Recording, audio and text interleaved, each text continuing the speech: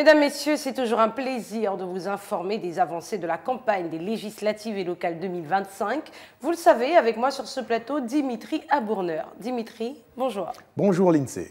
Passons au titre de ce journal.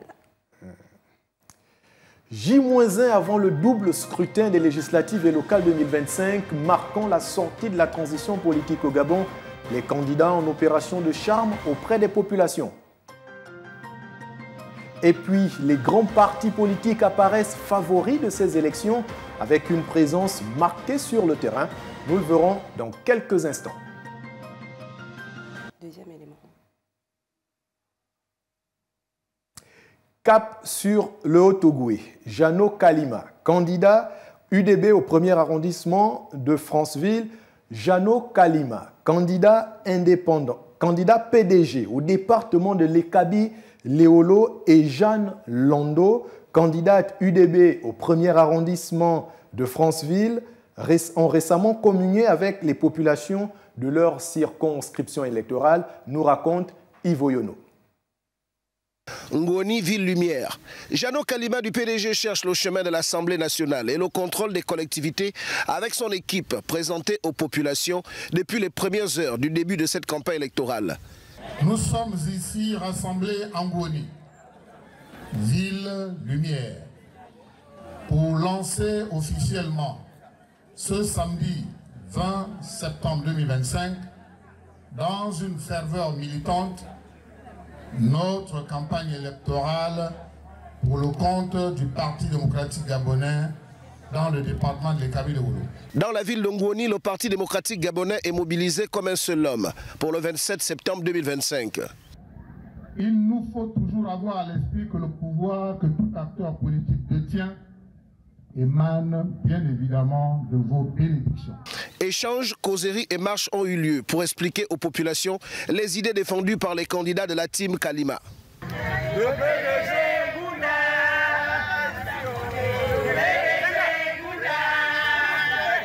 À une vingtaine de kilomètres de Ngoni, la candidate UDB Jeanne Lando réunissait ses partisans à l'école communale de la Corniche au premier arrondissement de Franceville.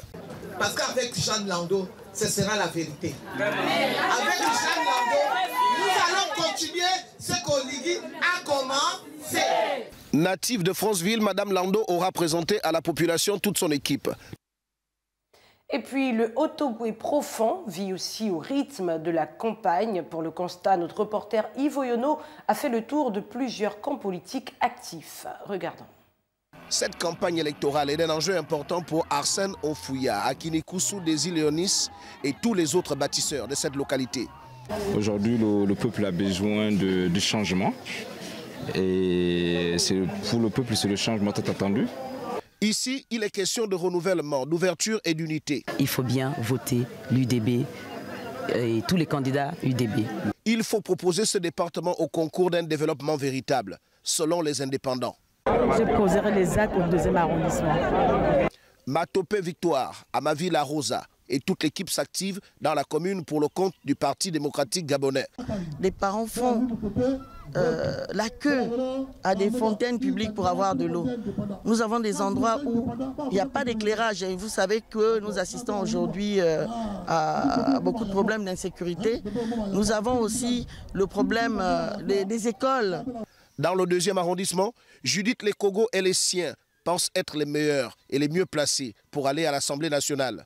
On a besoin des personnes de bonne moralité pour les bonnes institutions fortes. Et là, on aura besoin du développement. Et à partir de là, on peut commander le développement. On ne peut pas choisir quelqu'un qui, déjà, n'est pas de bonne moralité et réclamer quelque chose en retour. On ne peut pas vendre sa carte d'électeur et réclamer quelque chose en retour.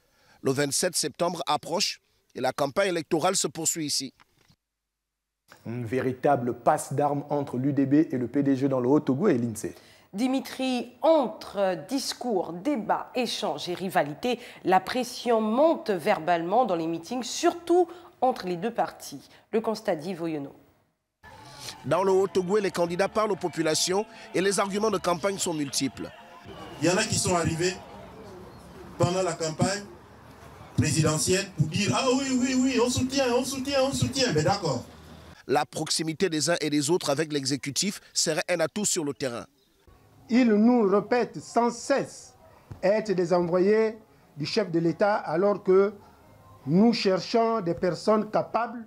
Et c'est à chacun ses mots et sa ligne de défense. C'est pour vous dire que le PDG était déjà mort. C'est un parti qui a 57 ans et qui est enraciné dans toutes les localités du Gabon. Le patriarche lui-même qui a créé le parti politique, il a dit au revoir, il a baissé la main. Le même sentiment, la soif de victoire.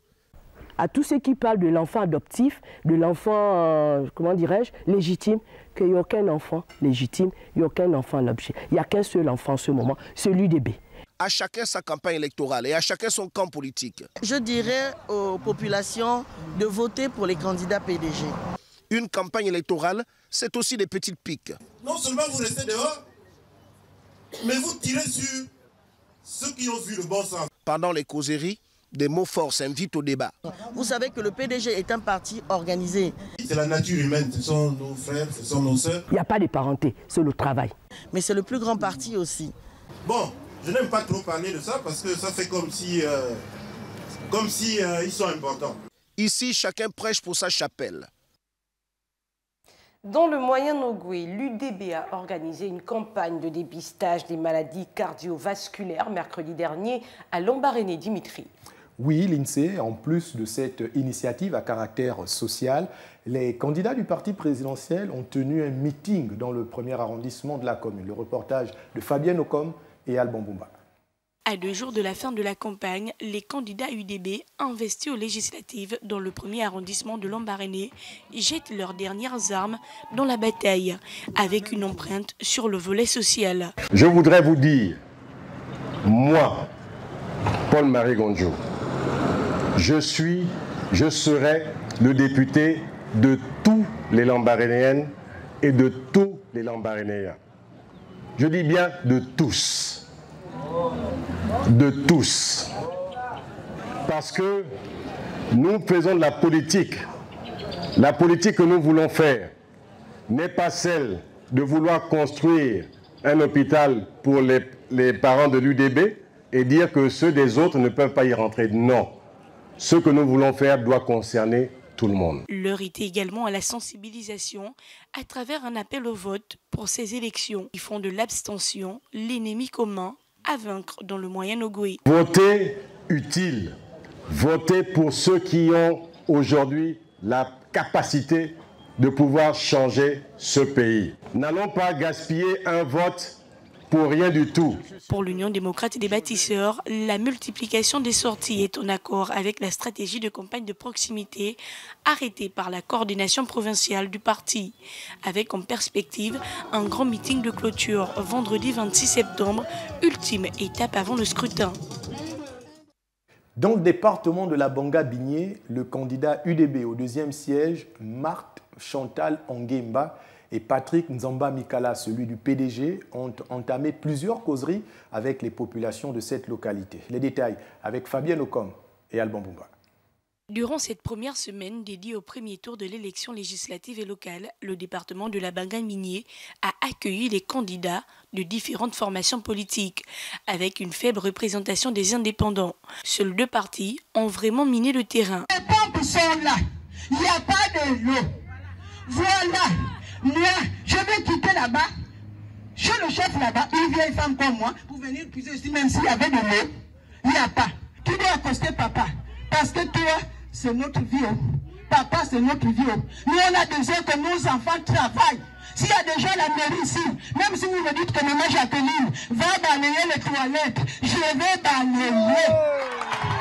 Pour sa part, l'UDB s'est rendu dans plusieurs villages avec le projet de société du président Brice Clotaire Oligui Nguema comme point d'orgue des échanges. La liste UDB est dans l'inclusivité avec tous les candidats des 3 sièges du département de la Banga-Bigné et nous travaillons pour qu'au soir du 27 septembre, le département récolte une victoire 100% dédiée à l'UDB et dédiée à notre bâtisseur en chef, le président fondateur Brice Clotaire Oligui Nguema. Pour la suite de cette tournée, Patrick Nzamba Mikala doit sillonner les autres villages du 2e arrondissement de la Banga-Bigné avec un même ordre, écoute, dialogue et engagement durable.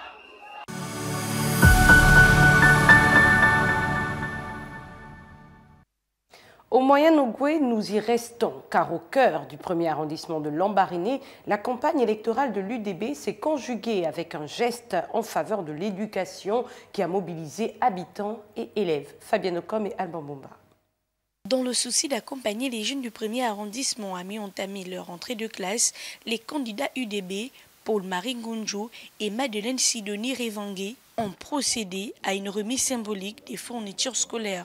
Bien que la rentrée scolaire soit déjà effective, que tous les besoins ne sont pas comblés à cet égard, il nous a paru utile de répondre à ce besoin en constituant quelques kits scolaires pour permettre à quelques centaines d'élèves d'avoir les fournitures nécessaires afin de suivre convenablement leur scolarité. S'en est suivi des causeries dans les quartiers Soueti, Centre-Ville, Point 5 et Lalala, où les candidats ont rencontré des habitants afin de proposer leur projet de société. Ce dont on a besoin à Lambaréné, c'est d'une centrale électrique. Et le projet actuel est de construire une centrale thermique alimentée au gaz pour produire l'électricité à Lambaréné et dans toute la province du Moyen-Ogooué. À Lambaréné, nous avons déjà 2 hôpitaux. Là à côté, Chouezer. L'autre côté, à la rive gauche, l'hôpital Georges Rawiri. À Lille, nous n'avons que l'ancien hôpital régional. Mais nous voulons faire de cet ancien hôpital régional un hôpital digne de ce nom. Et pour éviter que nos enfants prennent la route pour aller à Libreville, ou bien prennent le train pour aller à Franceville, ou bien prendre l'avion alors que nous n'avons plus beaucoup d'argent pour envoyer nos enfants à l'étranger. Donc nous voulons aussi notre université ici à Lambaréné. Ces différentes sorties étaient aussi l'occasion pour les porte-étendards de l'Union démocratique des bâtisseurs d'écouter les besoins réels des populations. À quelques jours de la fin de la campagne électorale, ces initiatives s'inscrivent dans le dialogue entre élus et citoyens et le lien entre engagement politique et soutien à la jeunesse. Allons dans la Nyanga. À Mayumba, les candidates se déploient à la conquête des électeurs. Dans le premier siège, l'indépendante Aubierge Sylvine Goma joue ses cartes pour arracher la victoire le 27 septembre. Dimitri, en parallèle, l'Union démocratique des bâtisseurs dévoile sa stratégie locale avec Zora Kassa en tête de liste au local. Claude Sage, Boussougou Matumba et Hervé Digui. À Mayumba, la campagne se poursuit. Candidate indépendante au premier siège, Aubierge Sylvine Goma sillonne les quartiers et multiplie les causeries.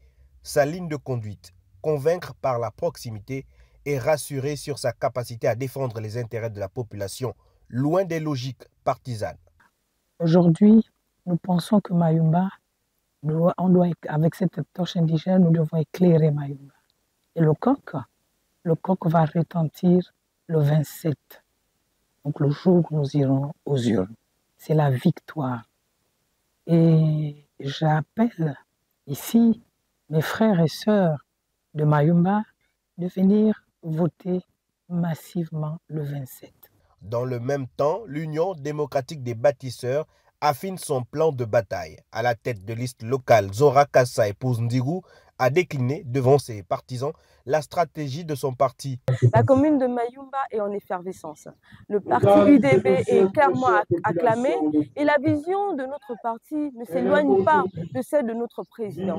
Nous voulons bâtir notre département, veiller à ce que l'emploi des jeunes ne soit plus une promesse, mais que ce soit une réalité. 2 approches, 2 trajectoires, mais un même enjeu, capter la confiance des électeurs dans cette commune stratégique de la Nyanga. Les urnes trancheront le soir du 27 septembre.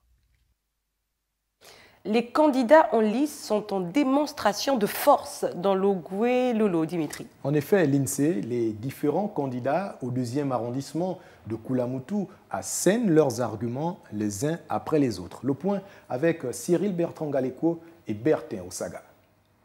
Koulamoutou est en mouvement depuis le lancement de la campagne pour les législatives et locales 2025. Au 2e arrondissement de la cité, les candidats investis par l'Union démocratique des bâtisseurs, galvanisés par la présence du conseiller stratégique du président fondateur de leur formation politique, ont tenu à décliner d'une part leurs ambitions au local de cette année. Koulamoutou est une province qui souffre énormément de beaucoup de carences sur le plan infrastructure, mais aussi sur le plan des investissements à caractère social. nous avons un énorme problème ici, celui du chômage. Donc nous tentons de façon générale à pouvoir nous asseoir et essayer de regarder quelles peuvent être les poches de solutions pour pouvoir résoudre le chômage. Sur le même fauteuil, les démocrates veulent poursuivre avec l'œuvre déjà entamée. Je vous demande massivement que le 27, on puisse voter la liste des démocrates pour que nous continuions à développer Koulamoutou. J'ai dit on peut, avec le courage. Sur la bataille de ce siège à l'Assemblée nationale, les concurrents ne manquent pas d'arguments. Nous allons recadrer la loi notamment sur les contrats passés entre l'État gabonais et les entreprises étrangères qui exploitent nos matières premières ici, de façon que cette loi puisse effectivement imposer la transformation de toutes nos matières premières ici au Gabon. Pour le candidat du Parti démocratique gabonais, le rôle du député dans l'hémicycle est plus encore valorisant. Contrairement à ce qu'on croit, la position de député, c'est une position très importante. Ce n'est pas fait simplement pour, de manière générale, voter les lois, mais ces lois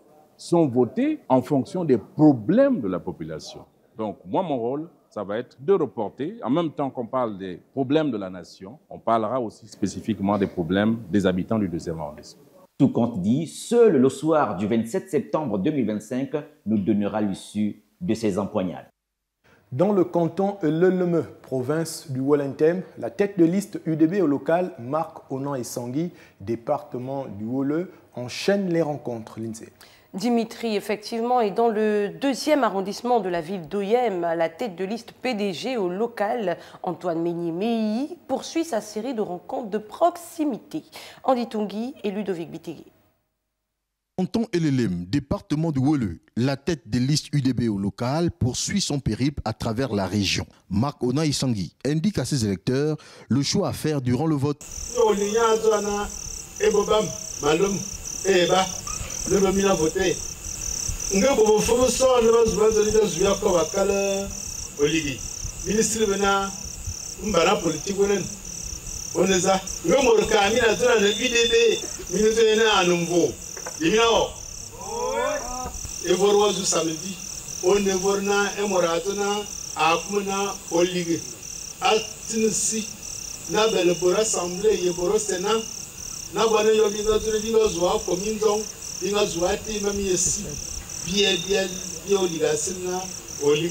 OIM, le PDG, par la voix d'Antoine Meigny-Meyi, envisage prendre la mairie pour valoriser les traditions. Le PDG est un parti expérimenté. L'expérience, quand même, plus de 50 ans d'expérience, ce n'est pas donné à tout le monde. Plus de 50 ans de vie, ce n'est pas donné à tout le monde. Nous avons traversé plusieurs étapes, des bonnes et des mauvaises. Fort de toute cette expérience, je recommande aux électeurs de voter le PDG, le parti de l'expérience. Ces projets de société divers et variés présentés à ces populations du Septentrion passeront sous le scanner des urnes. Seule la date du 27 dévoilera le projet le plus convoité par les électeurs nordistes. L'UDB, dans le département du Haut-Komo à Medouneux, sillonne les villages dans le but de porter son message aux électeurs. Tout à fait, Lindsay, mais pendant ce temps, le PDG, dans le département du Wole, canton qui est aussi dans une démarche de proximité pour tenter de convaincre. Le reportage d'Andy Tungui et Ludovic Bitégué. L'Union démocratique des bâtisseurs à Medouneux porte un discours d'espoir et d'unité pour construire cette partie de la province du Walentem. Le candidat Lubin Tuntum s'attelle à persuader son électorat en faveur de son bord politique. Medouneux, selon lui, mérite d'avoir des hommes capables de porter ses attentes. Ce sont des compagnons bâtisseurs qui sont porteurs d'un espoir pour ce département. Je l'ai dit, qui a trop souffert de division et qui, pendant longtemps, a été laissé dans les oubliettes. Le choix de ces candidats, je me suis permis de tracer leur profil pour que la population comprenne que ce sont des choix véritables.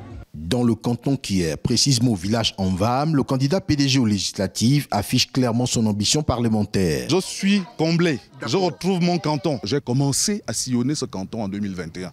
Et c'est ce travail que je fais. Et il est bon que ceux qui connaissent, ceux qui ont la motivation, ceux qui ont l'amour du prochain et qui sillonnent le canton, qui travaillent avec les populations, il est bon que ces gens-là se lèvent et accompagnent l'effervescence et l'orientation donnée par le chef de l'État. À l'approche de la fin de cette campagne électorale, le candidat de l'Union démocratique des bâtisseurs aux législatives premier siège du département du Haut-Komo sillonne les villages avec l'objectif de rassembler le maximum de suffrages possible. Le Parti démocratique gabonais, lui, se dit serein pour la suite de la bataille. L'affichage des listes et la distribution des cartes d'électeurs a débuté hier dans la province de la Ngounié, Dimitri. Tout à fait. À Mouila, les représentants locaux de la CNOSER ont procédé à une réorganisation ponctuelle des sites de délivrance, plongeant certains électeurs tout de même dans une légère confusion. Le constat de Charles Ayenoué et Alain Bakita, nos envoyés spéciaux. Ici à Mouila, Claire Ayang vient de retirer sa carte d'électeur à l'école catholique Saint-Kizito dans le 2e arrondissement de la ville.